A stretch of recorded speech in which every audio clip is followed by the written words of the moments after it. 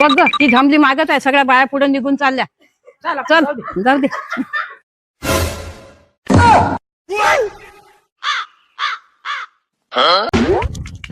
काकू काकू त्या आजीनं बोलावलं. हे पा त्या आजीकडे लक्ष नाही द्यायचं बरं. त्या आजी माहित आहे का मला घरी चांगलं नाही राहू देत आणि इथेही चांगलं नाही राहू देत. आता माहित आहे का मी त्यांना त्या समुद्रात नेते आणि असं लुटूनच देते, धक्काच देते तिला. आता गंमत पाय फक्त. थांबा, तुमचं नाव आता आजीलाच सांगतो. नाही रे बाबू, मी तर तुला गंमत केली. मी तुला चॉकलेट दिली पाहिजे का तुला चॉकलेट? सांगणार नाही ना आजीला? मी गंमत केली बरं. चल नो नो नो नो. काय ग हे तू? अरे आई, हा कचरा उचलते आणि खिडकीच्या बाहेर फेकते. अगं पागल, ही एसी गाडी आहे, याच्यातून कचरा फेकता येते काय? हो दिनेश भाऊ, तुमच्या बहिणीला सांगा ना एसी गाडीतून बाहेर कचरा फेकते ती. अरे आई, ती पहिली वेळेस असं रेल्वेने प्रवास करायचा आहे. आतापर्यंत ती प्लेनच प्रवास करत होती, त्याच्यातून कचरा बाहेर फेकत होती. बहीण आहेत आहे, भाऊ तसाच आहे. सासूबाई, हा पलंग बघा किती छान आहे. बघ हे तक्की बघा किती नरम नरम आहे. पलंग बघा किती मस्त झोपेते ना त्याला. आपण घ्यायचं का आपल्या घरी? असंच घेऊन बिलकुल बघा किती छान झोपेत आहे. हो ना, तू पलंग आणला ना आनंद मध्ये, म्हणून मग आता मी माझ्या पोराला गादी आणायला सांगते. सासूबाई, हा हार बघा किती छान आहे, माझ्यासाठी घेतला मी. अगं हा नकली? बरं हा बघा, हा छान आहे ना, हा घेते मी. अगं हाय नकलीच आहे. मी तुला चांगला असली घेऊन देणार आहे. हे फेक तिकडे. तुम्ही मला केव्हा घेऊन देणार असले हार? पुढच्या जन्मात.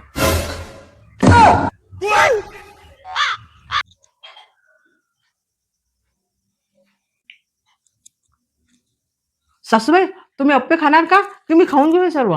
राहू दे, मला फार आवडतात ते. मी हे भांडे पुसल्यावर मग खाते.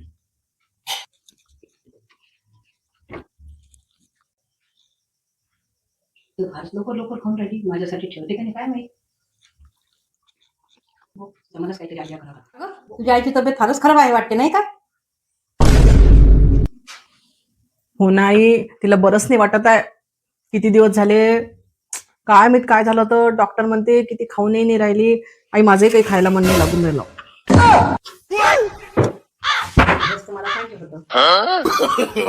No no no no. सासूबाई, मला ना खूप भूक लागली. अगं मला पण खूप भूक लागली. मग करायचं का आपण जेवण? हो करू चल. बरं, मग मी एक काम करते, अनिलला आवाज देते आणि आपण जेवण करू. माझ्या पोराला नाव घेऊन हाक मारते काय? तुला जाग वाटते जराशी? मी ना आवाज देते त्यांना. ओय ओय, निळ्या दांडीचा चष्मा, कत्था शर्ट, ओय असं देऊ ना. ओय हॅलो, ओय लाल दांडीचा चष्मा, कत्था शर्ट, ओय ओय.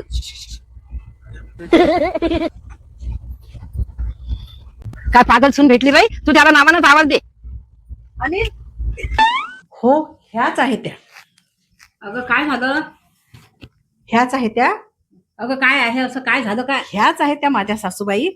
माझं सुख, माझी प्रेरणा भंग करणाऱ्या. No no no no. किती घोरत होत्या तुम्ही दोघी रात्रभर. मी बिलकुल झोपली नाही. आता मी गाडीत झोपणार. मला कोणीच मनाई नाही करायची बरं, अजिबात नाही. आम्ही नाही घोरला का? मी पण नाही घोरली ग बाई, तुझा भाऊच घोरत होता.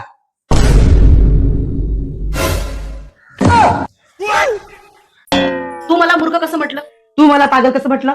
तू मूर्ख आहे म्हणून मूर्ख म्हटलं. तू पागल आहे म्हणून पागल म्हटलं. याच्यानंतर मला मूर्ख नाही म्हणायचं. याच्यानंतर मला पागल नाही म्हणायचं. तू म्हणून तर पाय फक्त मला मूर्ख. तू म्हणून तर पाय मला पागल, मग पाय तू. ए काय झालं, का बरं भांडताय दोघीच्या दोघी पण? ताई तुम्ही सांगा, मी मूर्ख आहे का? ताई तुम्हीच सांगा मी पागल आहे का? ह्या मला पागल म्हणतात. आणि मला मूर्ख म्हणजे असं ठरत नाही की कोण मूर्ख आहे कोण पागल आहे तुमच्या भांडणावून. आता मी तुम्हाला एक काम सांगते, त्या कामावून ठरेल की कोण मूर्ख आहे आणि कोण पागल आहे. हो ताई, सांगा तुम्ही काम. हो ताई सांगा तुम्ही काम, आम्ही करतो ते. आणि मग पाय कशी मूर्ख ठरते. मग पाय कशी पागल ठर. तुम्हाला एक काम सांगते, तुम्ही दोघींनी माझ्या घरी जायचं आणि मी घरी आहे का पाहून यायचं. त्याच्यावरून ठरेल कोण मूर्ख आहे आणि कोण पागल आहे. आता मी पाय कशी जातून पाहतो ताई घरी आहे की नाही. ताई पहा किती मोठी मूर्ख आहे ते.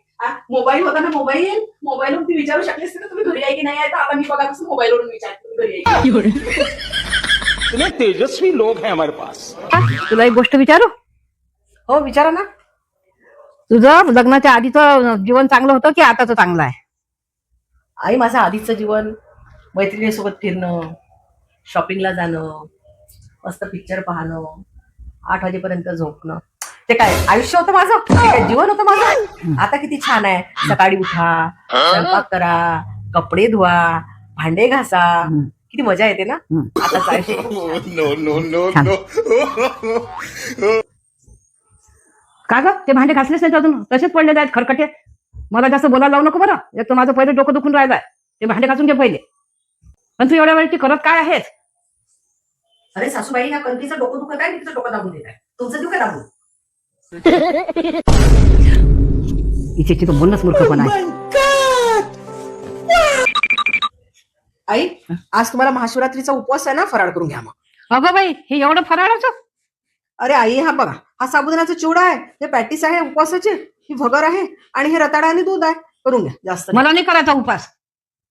काय झालं, का बरं नाही करायचं? अगं एवढे मी उपास केले, खूप उपास केले मी.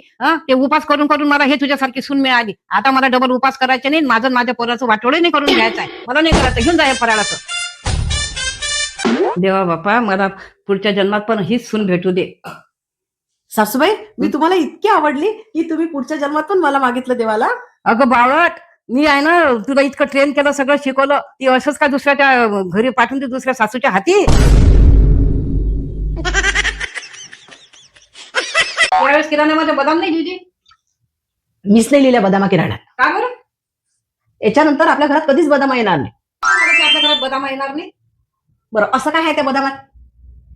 तुला माहित नाही का, आता परीक्षा आल्या, पोरांच्या तोंडावर बदाम खाल्ल्यानं बुद्धी तेज होते, स्मरणशक्ती वाढते. तुला तेवढं नाही समजत का? मुझे पता था. असं तर मग मला सांगा आई, अदानी, अंबानी, आपल्या देशाचे जे पंतप्रधान आहे मोदीजी, ते काय बदामा खातात काय? ते रोज माहित आहे का तुम्हाला?